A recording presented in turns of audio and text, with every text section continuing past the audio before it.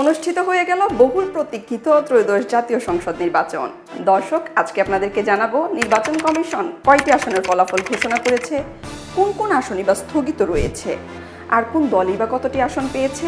এবারের নির্বাচনে 299টি আসনের মধ্যে নির্বাচন কমিশন 297টি আসনের ফলাফল ঘোষণা করেছে। দুটি আসনের ফলাফল স্থগিত রয়েছে। আসন দুটি হলো চট্টগ্রাম 2 ও চট্টগ্রাম 4 আসন। নির্বাচন কমিশন বলেছে পরে এই দুটি আসনের ফলাফল ঘোষণা করা হবে। চলুন দর্শক, এবারে জেনে আসি কোন কোন দল কতটি আসন পেয়েছে। ঘোষিত 297 আসনের মধ্যে বিএনপি ও তার জোট পেয়েছে 212টি আসন। বাংলাদেশ জামায়াতে ইসলামী নেতৃত্বাধীন 11 দলীয় জোট পেয়েছে 77 আসন। ইসলামী আন্দোলন বাংলাদেশ 1টি এবং স্বতন্ত্ররা পেয়েছে 7টি আসন।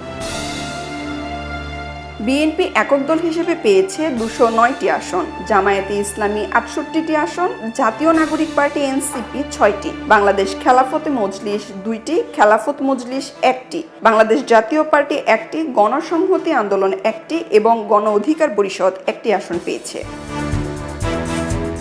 নির্বাচন কমিশন জানিয়েছে এবারে সংসদ নির্বাচনে ভোট পড়েছে 59.44%।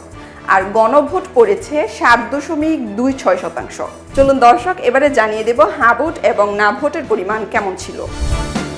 হ্যাঁ ভোট দিয়েছেন 4,80,74,429 জন, আর না ভোট দিয়েছেন 2,25,65,627 জন।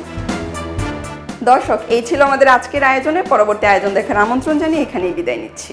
খবরের কাগজ, নিখাত, নির্ভীক, নিরপেক্ষ।